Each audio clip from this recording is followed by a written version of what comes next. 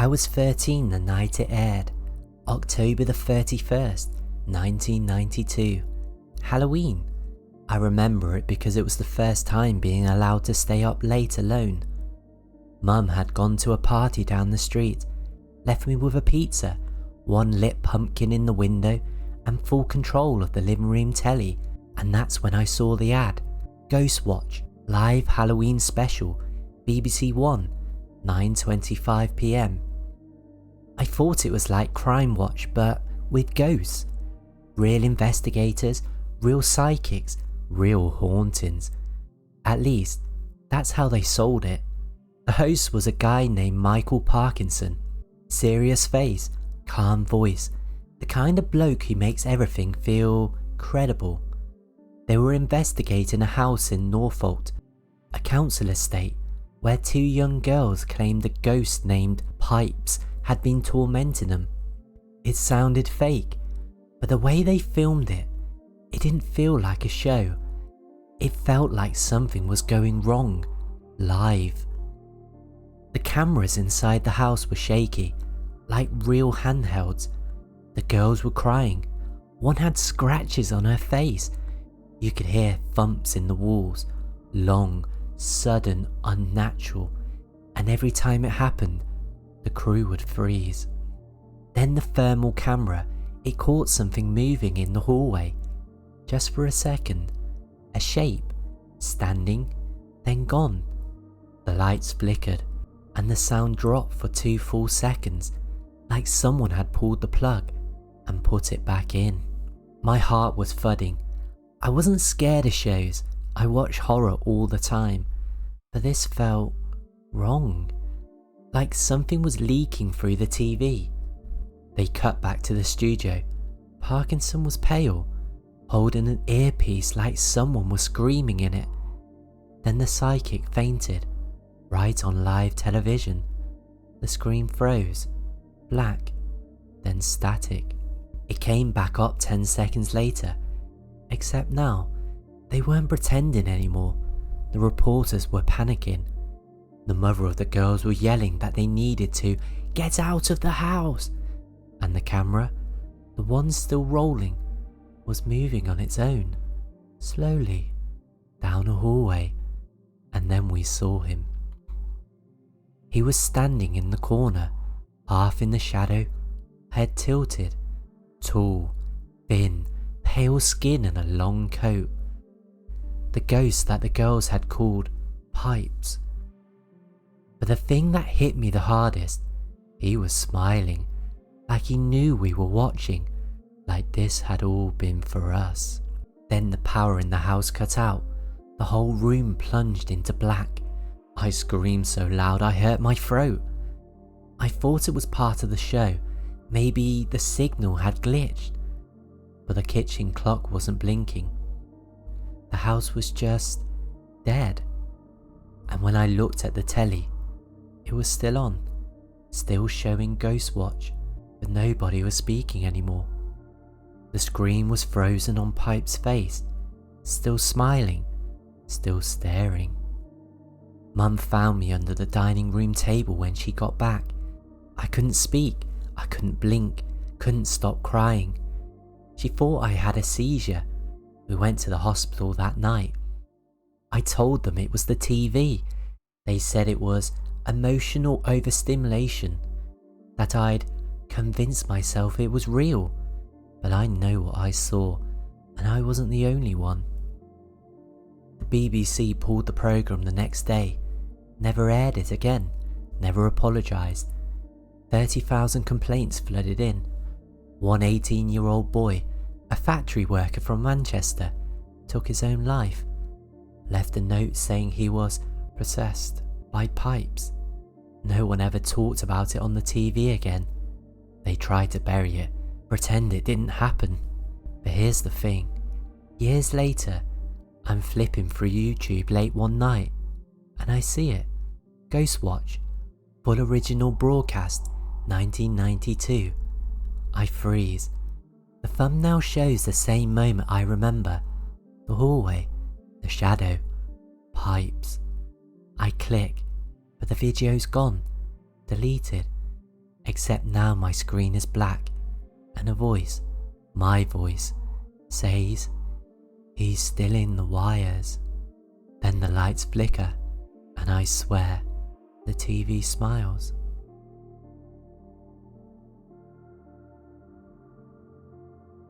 I was 13 when my cousin brought over the tape. He called it the sickest movie ever made.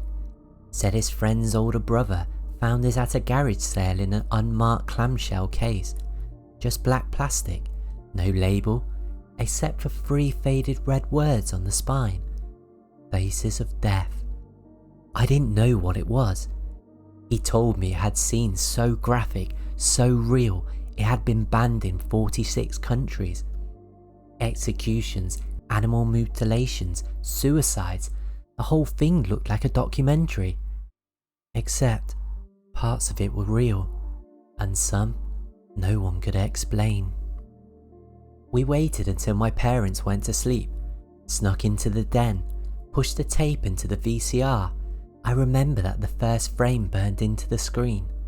A skull, flickering candles, low, droning music, then the narrator's voice. "What you are about to see is not a movie. This is reality." I thought it was a gimmick. I thought it was fake. Until I saw the twitch. The early scenes were rough. Monkeys having their head bashed in at a dinner table. Autopsy footage in a fluorescent morgue. A man caught on camera falling from a building. Arms flailing. Legs crumpling on impact. The sounds were worse than the visuals. Squelching. Gasps. A cameraman breathing hard while filming. Then came the scene. It was a wide shot of a flooded river in some jungle. A body was floating face down. The narrator said it was a man found days after drowning. But halfway through the shot, the camera zoomed in, real close, and the man opened one eye, just one, then shut it again, like he knew we were watching. My cousin laughed nervously, said it was probably fake, but when we rewound it and paused the frame, you could see it twitch, see his eye lock onto the lens. I suddenly felt sick, like something in the room had changed. That's when I heard the creak upstairs. Footsteps, heavy, slow. My parents were supposed to be asleep. We paused the tape, waited. Nothing. Then the front door rattled, just once, like someone had tried the handle.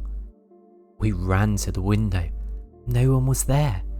But when we looked back at the TV, the tape was still playing, even though we paused it. The man on the screen was gone.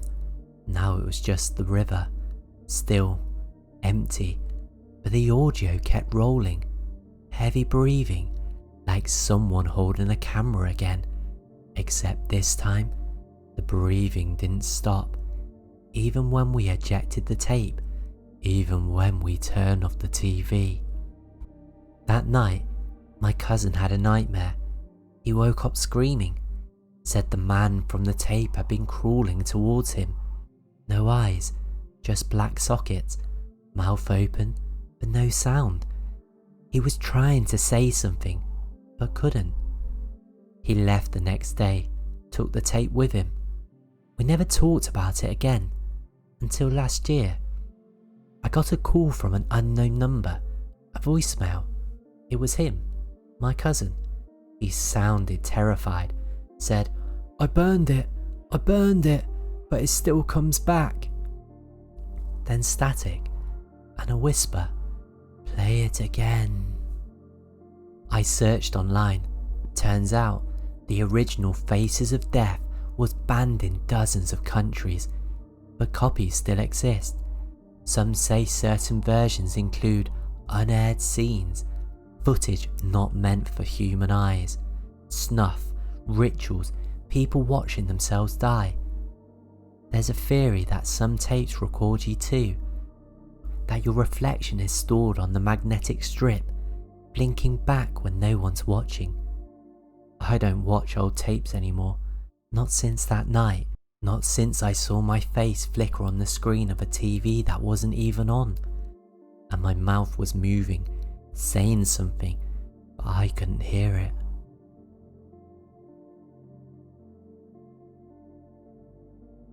I didn't even want to watch it. I saw the warnings first. People on TikTok crying, saying the last 22 minutes changed them. Others said the film was banned in New Zealand and that it was too real to be fake. It was called Megan is Missing. Shot like a documentary of found footage about two teenage girls who go missing after chatting with a stranger online. I figured I could handle it. I was wrong. I watched it on my laptop in bed, headphones in, lights off. The first half was slow, almost boring. Just video chats, phone calls, vlogs between Megan and her friend Amy, teen drama, parties, flirting. But even early on, something felt off. The way Megan described her online friend, Josh. No last name, no photos, just a voice. And Amy, the quieter one, said she's seen something in one of their video calls, a shape behind Josh, just out of frame. She thought it was nothing, so did I. Then the disappearances started. First Megan, then Amy. The tone shifts. No more phone calls, just security footage, crying parents, slow zooms on empty chairs, and then the basement scene. The last 22 minutes are silent, no music, no narration, just a handheld camera, shaky, like someone was filming Amy, tied up, dirty, locked in a dark room. She begs to be let out, screams for her parents. No one comes. Then the camera cuts, and we're outside. A hole in the ground. The camera goes in with her, alive. They bury her alive. You can hear her sobbing, then choking, then silence. I shut my laptop before the credits rolled, sat there in the dark, completely frozen. I felt sick, like I just witnessed something I wasn't supposed to. But the worst part wasn't the footage, it was what happened after. An hour later, my phone buzzed. An unknown number, no message, just a video file. It was titled Megan1.mp4. I thought it was a prank, but I opened it. It was a screen recording of my webcam from earlier that night. Me, watching the movie, wearing the same hoodie, same room, same bed. Except there was something behind me in the shot. Tall, blurry, pale. I looked over my shoulder. There was nothing there. I freaked out. I deleted the file. I blocked the number and I just tried to forget. But then my friend Max texted me the next night. Yo, what the fuck is this? He'd gotten a video too, of me, standing outside his house at 3:04 AM. Except I'd been asleep, at home. I smashed my laptop the next day, got rid of my phone, but the files kept coming. One arrived in my email inbox, one burned itself in a flash drive I hadn't used in years, and one night, I swear to God, I turned on the TV and it was already playing. Not the movie, but me, digging something in the woods, and someone else was filming it. They say Megan is Missing is a fiction that the director made it to warn teenagers, but the actor who played Josh, the killer, has never done another film. Some say they can't find him online. Others say the final scenes weren't acting, that the screams were real, and that once you've watched it, you're next. Every night now, at 3:04 AM, I get a message. No text, just a file. I don't open them anymore, but the thumbnails still load, and I know what I'll see. My face crying from underground. Thanks for listening to another video.